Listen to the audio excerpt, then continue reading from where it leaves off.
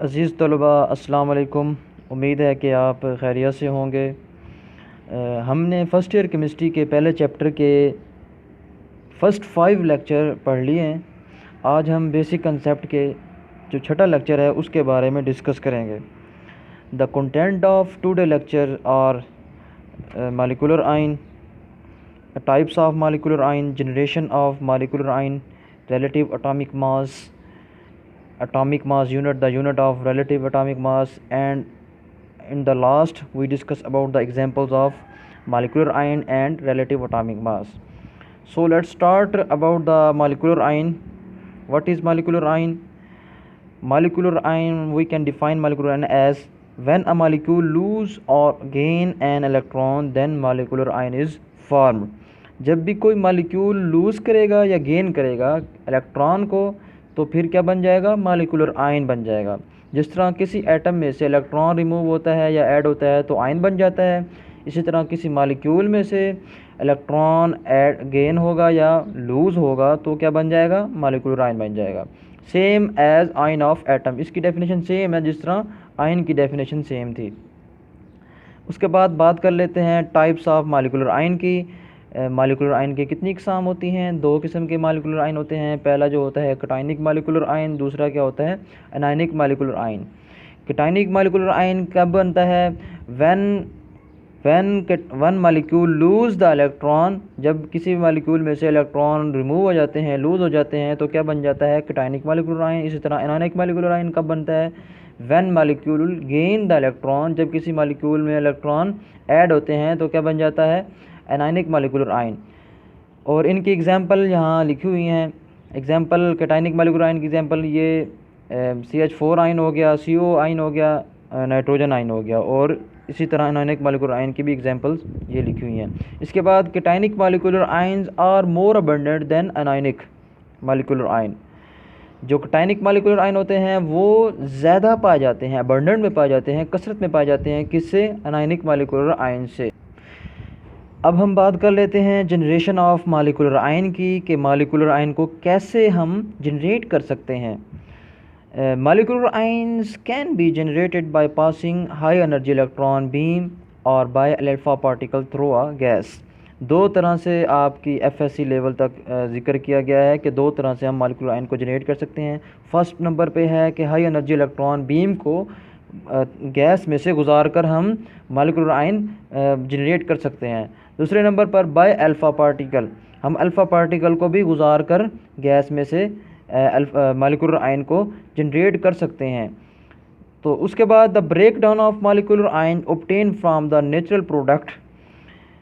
जो molecular ion जो break down होते हैं, जो नेचुरल प्रोडक्ट्स में मॉलिक्यूलर आयन पाए जाते हैं, उनकी जब ब्रेक डाउन होती है तो हमें important information about their structure, molecular ion के बारे में इम्पोर्टेंट इंफॉर्मेशन हमें देते हैं।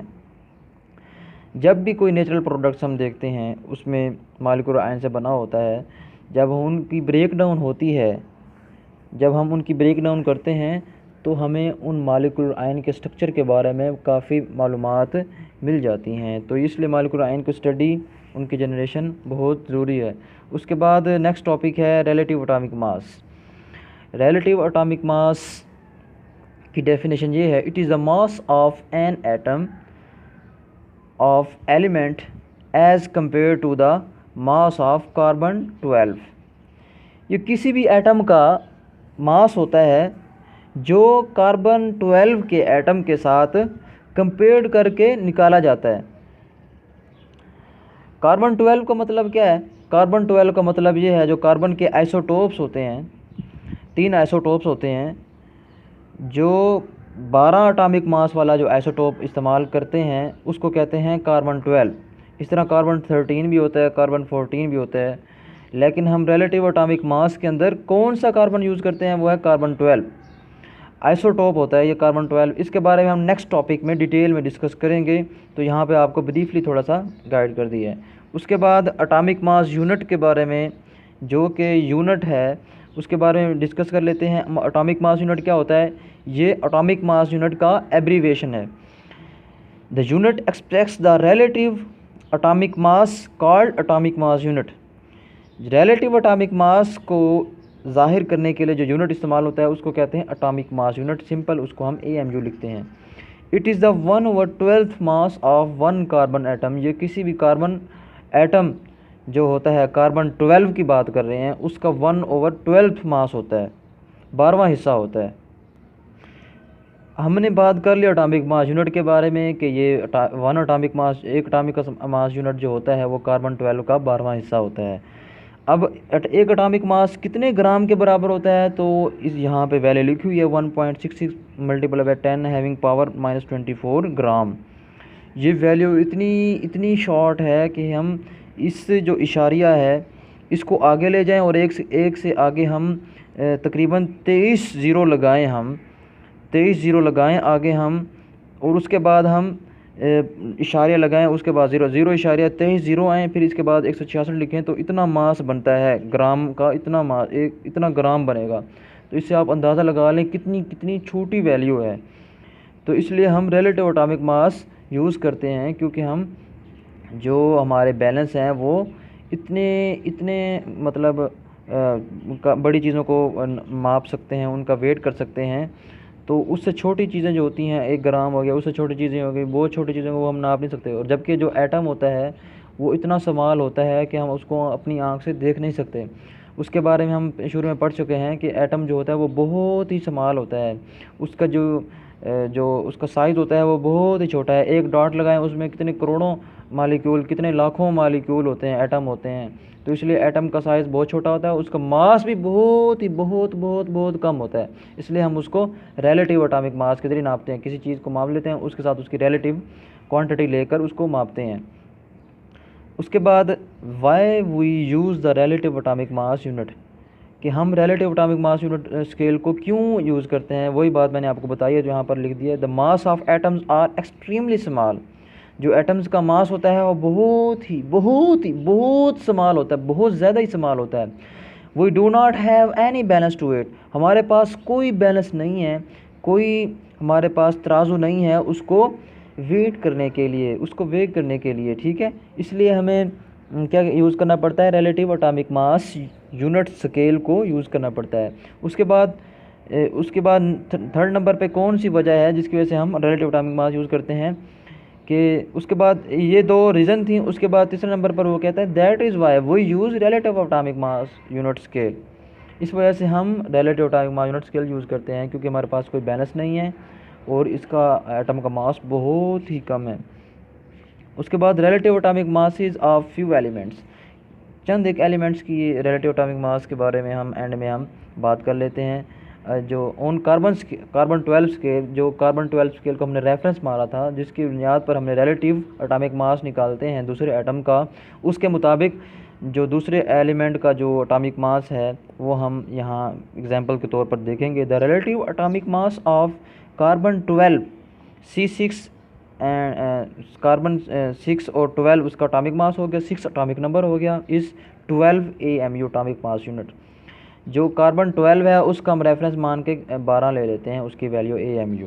तो उसके लिहाज से जो दूसरे एलिमेंट उनकी वेट मेजर किया जाता है वो ये है। For hydrogen H1 1 atomic number 1 atomic mass is 1.008 AMU। जो हाइड्रोजन होता है उसका जो होता है 1.008 एटॉमिक मास यूनिट होता है। उसके बाद जो ऑक्सीजन है, ऑक्सीजन का जो एटॉमिक मास यूनिट होता है वो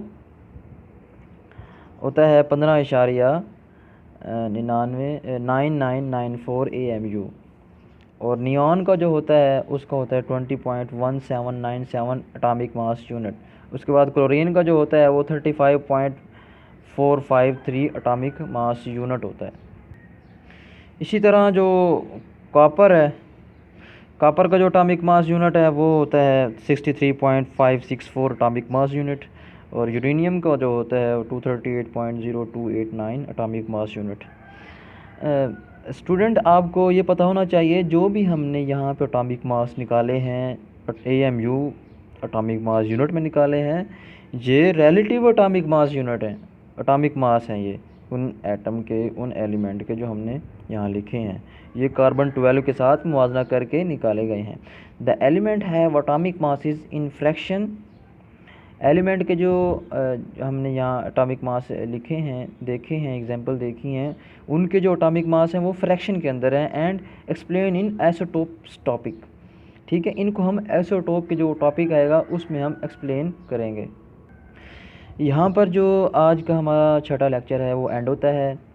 छठे लेक्चर में हमने सिर्फ डिस्कस किया रिलेटिव एटॉमिक मास यूनिट के बारे में, रिलेटिव एटॉमिक मास के बारे में, मॉलिक्यूलर आयन के बारे में, और उसकी टाइप्स और एग्जांपल्स हमने देखी थी। तो उम्मीद है आपको लेक्चर आसानी के साथ समझ आ गया होगा। बड़ा इजी लेक्चर था, तो आपने इस लेक्चर को बुक में भी देख लेना है। जितने भी लेक्चर मैं आपको पढ़ा चुका हूँ आपने सारे बुक्स से कंसल्ट ज़रूर करने हैं, बुक से रीडिंग ज़रूर करनी है, ताकि कोई भी मिसअंडरस्टैंडिंग हो वो आपकी क्लियर हो जाए। तो आखिर में अपना रखिएगा बहुत सा ख्याल, दुआओं में याद रखना। अल्लाह हाफिज़।